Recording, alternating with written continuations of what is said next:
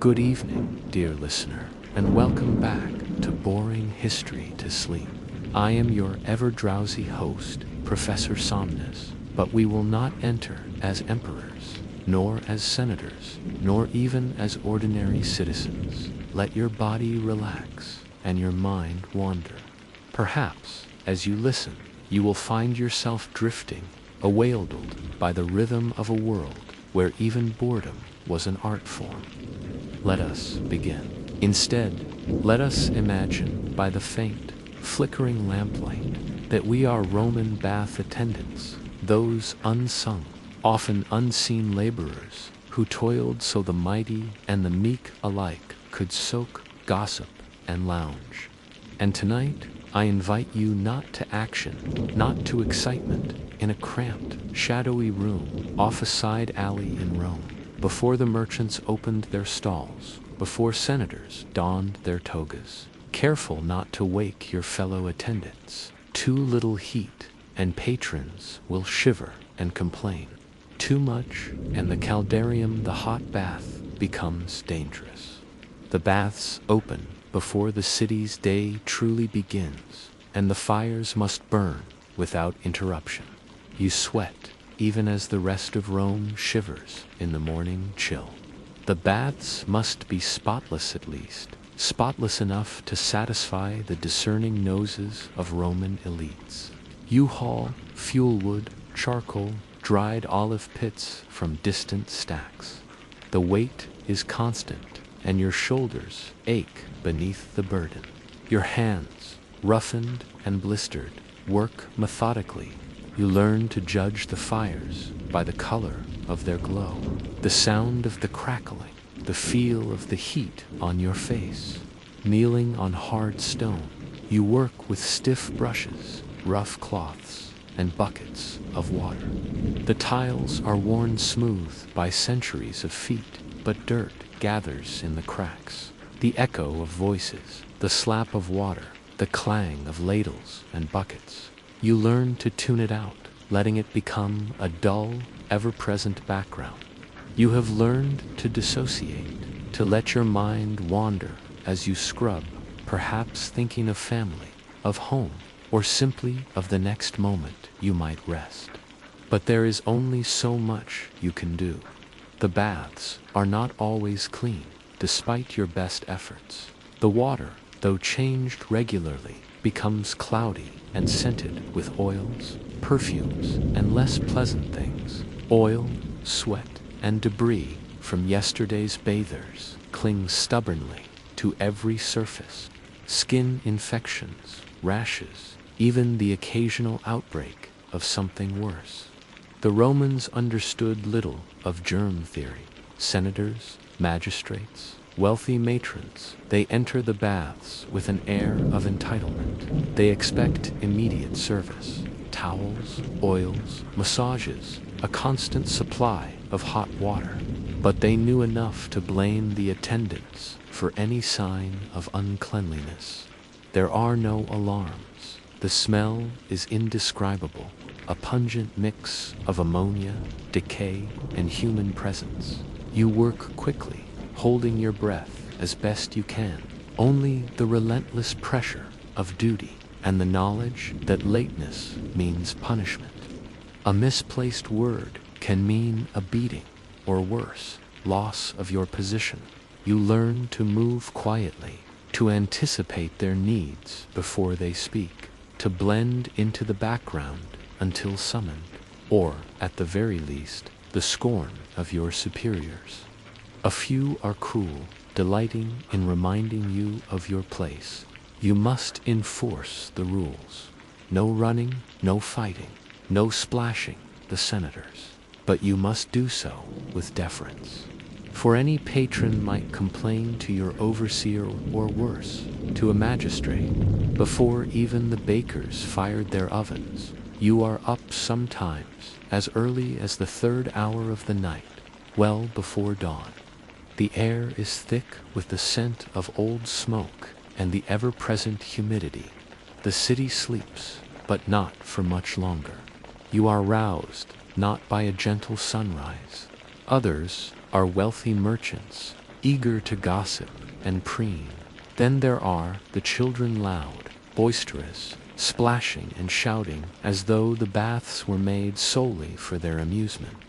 But by the rough voice of your overseer, or perhaps by your own anxious anticipation of the day ahead, but to the gentle embrace of the world's most famous baths where history isn't made, but quietly mopped up. Tonight, you shall drift with me through the marble corridors and humid air of ancient Rome's public baths. So, settle in. Part 1. Why you wouldn't last a day as a Roman bath attendant deep below the marble floors. The hypocaust system awaits. You descend, torch in hand, into the belly of the baths. Here, in shadowy corridors lined with soot, you feed the ever-hungry fires. Logs, brush, even refuse anything that will burn U-Haul and stack. Waking before dawn, picture yourself lying on a straw-filled mattress. Roman bath attendants, or balneators, began their day before the city's famed bustle. You rise in darkness, sometimes stumbling in the half-light, stoking the fires, your first task, the furnaces. The Roman bathhouse is a marvel of engineering, but it is nothing without heat. Each fire must be tended with care. The labor is ceaseless, hauling fuel, scrubbing floors. The fires are not your only concern. Between trips to the furnace, you scrub the mosaic floors. Sometimes, you are tasked with cleaning the Latronatha public toilets attached to the baths. Your hands, raw from lye and lime, move mechanically. Managing loud patrons, the first bathers arrive not long after the fires are lit. Some are poor laborers, seeking a brief respite before another day of toil. You move among them, towel in hand, eyes ever watchful. The noise is constant, dealing with foul smells, health risks. Not all bathers are fastidious. Some bring with them the grime of the streets, the sweat of labor, and the odors of unwashed garments. There are health risks, too. You try to avoid the worst of it-keeping, your distance from those with obvious sores, washing your own hands when you can, catering to demanding elites. Perhaps the most difficult task of all is serving the elite. They are quick to complain, slow to praise. Some are kind, offering a word of thanks or a small coin. Most are indifferent. The relentless cycle, the day continues in this fashuna, relentless cycle of sweat, servitude, and fleeting moments of rest. When the baths empty for a brief spell, you snatch a moment to sit, to close your eyes, to let your mind drift. It is a life of quiet hardship, of endless labor, of service without glory. Yet, in its own way, it is a life woven into the very fabric of Roma, reminder that beneath every marble edifice, someone, somewhere, was sweeping the floors. But it is never long before you are called back to work. There are always floors to scrub, fires to stoke, patrons to appease. The hours blurred together in a dim, crowded tenement. The son of a slave woman and a father he never knew. His earliest memories were of warmth and water, the distant rumble of voices. He learned the secret languages of the slaves, the gestures of the overseers. He learned when to speak and when to be silent. The promotion was small, barely noticed by most, but to Gaius, it was a moment of pride. He learned, above all, to endure. The world of the baths that would shape his life. Stepping out of the faceless crowd of attendants and into the life of one Gaius Furius, whose story, Gaius met each challenge with patience, with endurance, with a steady hand. But every day brought new tests. He learned to move quietly, to listen, to watch. He could grant favors, a hot bath at midnight, a private room for a secret meeting, a word in the right ear. People came to him with problems, with requests, with threats. He brought with him new attendants, new rules, new expectations. Gaius defended himself as best he could, but the tide had turned. Some whispered that he had been lucky to last so long. Others remembered his fairness, his kindness, the way he had looked out for the younger workers. But in Rome, as in all great cities, memories are short. Gaius, once praised for his loyalty, found himself watched, questioned, doubted. A nod from the new overseer, and the end of a chapter. The baths were a place of order and chaos, of routine and surprise, though perhaps half remembered, half imagined, echoes the quiet struggles and ambitions of so many. His hands grew strong, his back straighter. He gained the trust of the bathmaster, a gaunt, sharp-eyed Greek named Antigonus, who saw in Gaius a rare spark. There were rivalries, both open and hidden.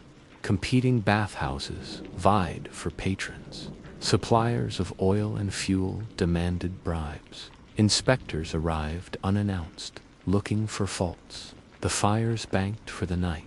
He kept the fires burning for the city magistrate, who liked to visit at odd hours. He slipped a few extra coins to the supplier of olive oil, ensuring the best price. He tolerated the petty thefts of his workers, so long as the baths ran smoothly, the towels washed and hung to dry. Only then, exhausted, do you return to your cramped quarters. He was responsible for the water, the heat, the staff, the unending complaints. He learned to balance the ledgers, to bribe the inspectors, to handle the coins that flowed in and out like water itself, how to coax heat from damp wood, how to fix a leaking pipe with nothing but rags and cleverness. He taught him to spot a thief, to sense a brewing quarrel, to soothe a patron's anger with a soft word or a well-timed compliment, hoping for a few hours of rest before it all begins again, marked only by the changing quality of the light through the high windows. His name does not appear in the annals of emperors or generals. No statues bear his likeness. No poets sang his deeds. Yet, for a time, he was the silent master of the baths, a man who rose from obscurity to fleeting power before the world, as ever, turned again, and the ebb and flow of voices. Feel the weight of the day's labor in your own limbs, the warmth of the fires, the coolness of the stone. Perhaps, as you listen, you will find yourself drifting, as so many bath attendants must have dreamed of drifting into peaceful, restorative sleep.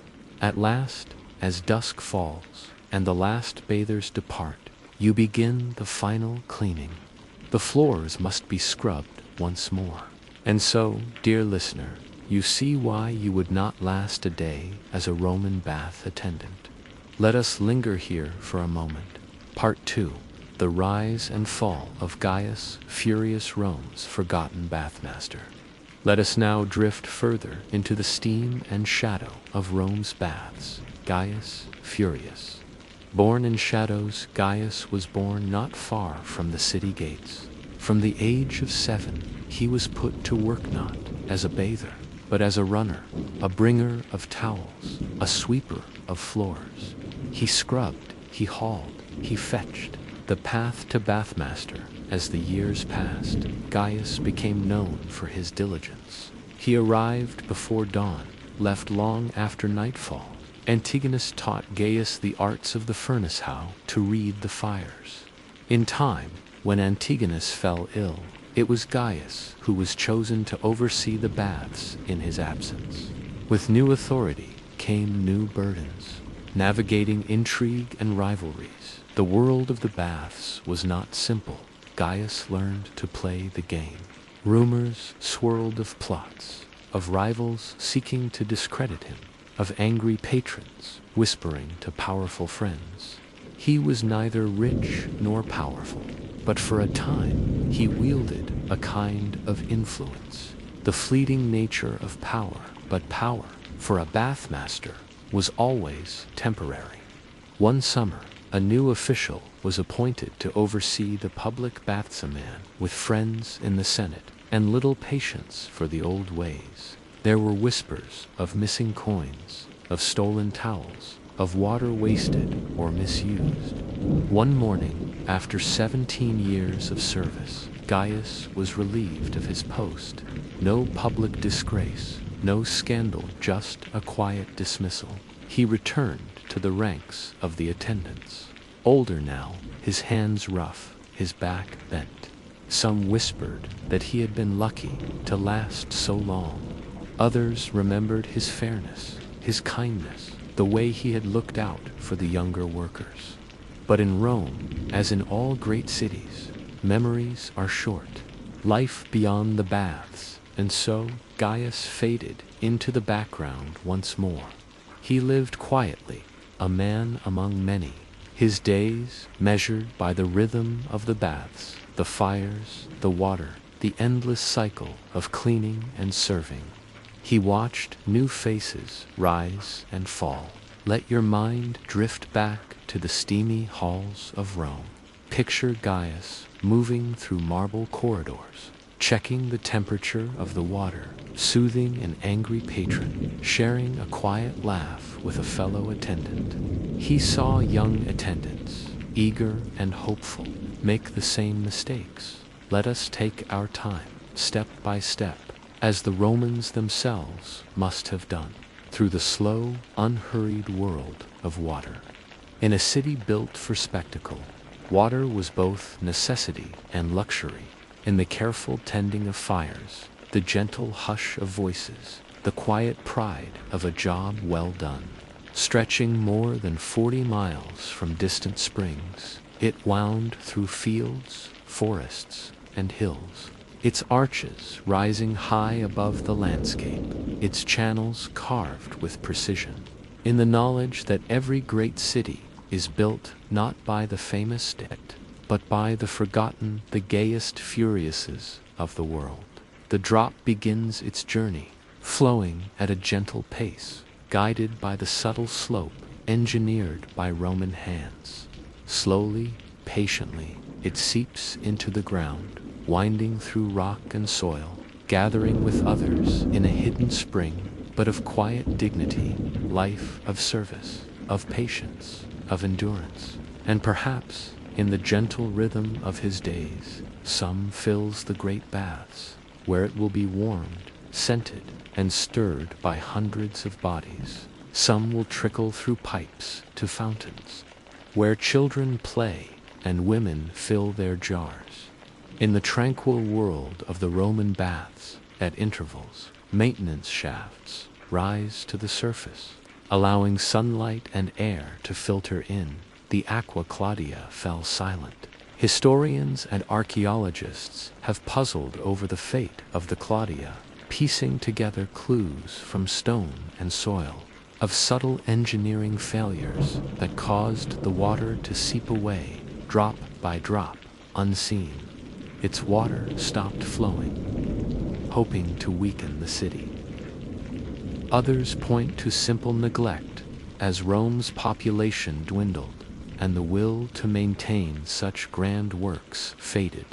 Its arches, once proud, crumbled into ruin. It was a symbol, a sign of civilization, of abundance, of the empire's power to tame nature. Sometimes a frog or a salamander finds its way in, adding a touch of life to the shadowy world, where the fires burn low and the water laps softly against stone. It glides through the countryside, past sheep and shepherds, past quiet villas and bustling towns. Let the story of Gaius, furious, humble bathmaster, wrap around you like a warm towel, soothing and still. There is something deeply restful, a reminder that even the smallest lives have meaning, and that even the most forgotten stories can lull us gently into sleep. who worked in the shadows, who endured, ensuring that water flowed at just the right pace, not too slow, lest it stagnate, not too fast, lest it erode the stone. They built settling tanks to clear out silt, vented air shafts to prevent pressure, and devised clever ways to patch leaks with lead or clay.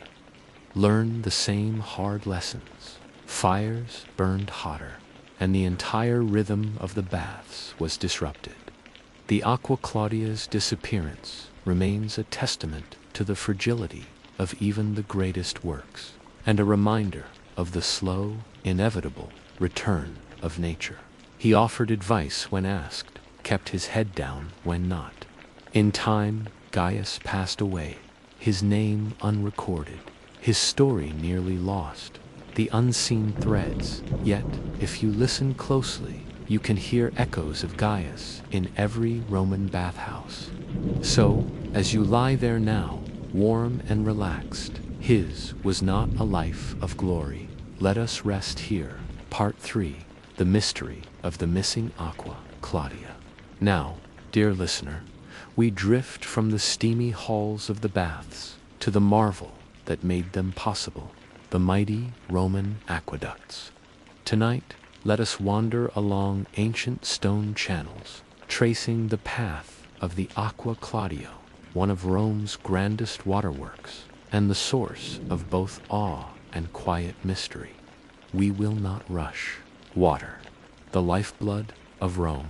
Before the baths could steam and shimmer, before the fountains could bubble or the cisterns fill, water had to be brought to Rome.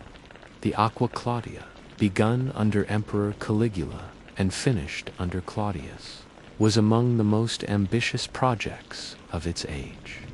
For centuries, it delivered fresh, cool water to the heart of the empire-feeding baths, fountains, homes, and gardens. The journey of a drop. Imagine, if you will, a single drop of water falling as rain in the distant hills. From there, it is gathered into the aqueducta narrow stone channel, carefully lined to keep the water pure. The channel is dark and cool, echoing with the quiet trickle of water. The drop passes through tunnels, over bridges, along towering arches. At last, it reaches the edge of Rome where it is divided, diverted, distributed. Some water flows to the wealthy, some to the poor. All of this made possible by uncounted hours of planning, labor, and maintenance by workers whose names, like Gaius Furius, are lost to time. The puzzle of disappearance. But the story of the Aqua Claudia holds a Pazula quiet, lingering mystery for those who love the slow unfolding of history. For centuries, the aqueducts were maintained, repaired, and guarded. Yet over time, as the empire faltered, as wars and neglect took their toll, why did this happen? Some blame invaders' Gothic armies who cut the channels. Still others whisper of earthquakes, of shifting ground. Even today, traces of the Claudia Remonarches rising from fields, stone tunnels hidden beneath modern streets, memories of water where only silence now flows. The science of water to the Romans. Water was more than a utility. Their engineers measured the slope of every channel with care. Bathhouse attendants, like Gaius, depended utterly on this system. When the water ran low, tempers flared, bathers complained. Yet, for all their skill, the Romans could not make water flow forever. Fact 3. Lost and found. Excavations of ancient bathhouses have uncovered thousands of items lost in the drains. Jewelry, coins, hairpins, and even small, carved figurines. Some bathers must have left a little lighter than when they arrived. Fact 4. Patrons could read scrolls or discuss philosophy between soaks, turning the bathhouse into an ancient community center for both body and mind. Bathing in books, many of the largest Roman baths had libraries. Fact 5. Heated floors, and even hot spiced wine. Some Romans were known to linger, nibbling and sipping, reluctant to return to the bustling city outside. The hypocaust system beneath the baths didn't just warm water. It kept the marble floors and walls pleasantly toasty. As you walked barefoot from chamber to chamber, the stone would gently warm your feet, never too hot, never too cold. Most public baths welcomed people of all classes, men, women, slaves, and freedmen alike. For a few sesterces, almost anyone could enjoy the city's watery luxury. Fact 6. Bathhouse snacks vendors sold snacks just outside the baths: nuts, pastries, fruit. Fact 7. Often splashing with abandon, while the elderly found comfort in the warmth and company. The baths were truly a place for all stages of Roman life, open to all art galleries, barbers, and sometimes even small theaters. You could spend the better part of your day inside and never grow boredom-less. Of course, you preferred it that way, though the grandest baths were patronized by the elite. Fact 8. A place for everything. Bathhouses included not only pools and steam rooms, but also exercise yards, gardens, lecture halls. Fact 9. Children and the elderly children were frequent bathhouse guests. May your mind find peace and your dreams take you to places even time cannot touch. Until next time, sleep well and dream deeply. Fact 10. Enough to keep baths, fountains, and cisterns brimming, though never without the daily efforts of countless unseen workers, water ever flowing at its peak. Rome's aqueducts brought in over 300 million gallons of water per day. And so, dear dreamer, as the echoes of history fade and the quiet of the night settles in, the stress of leisure, this, too, is a kind of labor.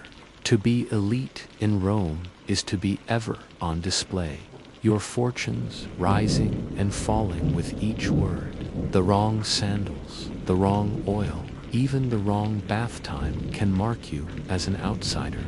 You must keep pace with fashion, with etiquette, with the shifting tides of favor and disgrace. Each silence, each subtle gesture. For others, it is quietly exhausting, a pressure that never truly lifts, not even in the soothing embrace of steam. There are rules, spoken and unspoken. For some, this is exhilarating, a game to be played for status and survival. Beneath your feet, fires are stoked, water is hauled, floors are scrubbed. Every moment of ease for the elite is purchased by the effort and endurance of those whose names are never remembered. The baths offer comfort unknown to most: massages with fragrant oils, sweet wine sipped between dips, musicians playing softly in the corners, poets reciting verses as you relax, the cares of the city receding like the sound of water down a distant drain. The privileges of power rest now and dream of marble halls and silent aqueducts, of forgotten workers and unseen intrigues, of a world both distant and familiar, ever ready to lull you into peace, whether laboring beneath the baths or lounging in luxury above. All are caught in the gentle rhythms of Rome, the thrum of water, the hush of steam, the slow drift of days. Let us pass through a final chamber, a quiet alcove, where we ponder the most supremely boring, yet oddly soothing, facts about Roman baths. The typical sequence: sapidarium, tepidarium, frigidarium, and sometimes a final oil rub could take hours. Many Romans visited the baths daily, sometimes twice. Instead, they slathered themselves in olive oil, then scraped off dirt and sweat using a curved metal tool called a spigil. The process was effective. if a bit slippery. To repeat this gentle ritual, allow each one to settle over you like a light mist, designed to quiet the mind and ease you ever closer to sleep. Or host a dinner in the evening, the creak of a water gate, the soft footsteps of an attendant. In this world, comfort and toil are forever entwined, each making the other possible. But here, in the heart of the Thermi, time seems to slow. You are cocooned in warmth, surrounded by beauty, attended by skilled hands, reclining on couches, while slaves bring trays of dates, figs, and honey cakes. Yet there are pleasures. You may commission a private room for your own circle. The city outside may bustle and roar, the unseen labor. But as you lounge, remember the luxury you enjoy is built on the invisible work of many. Perhaps as you close your eyes in the caldarium, you hear a distant sound, the scrape of a broom. There is a tension, the need to be seen, to be admired, to play your part. You step back into the endless game of Roman life. Status renewed until the next visit, the next rumor, the next subtle shift, seen and unseen.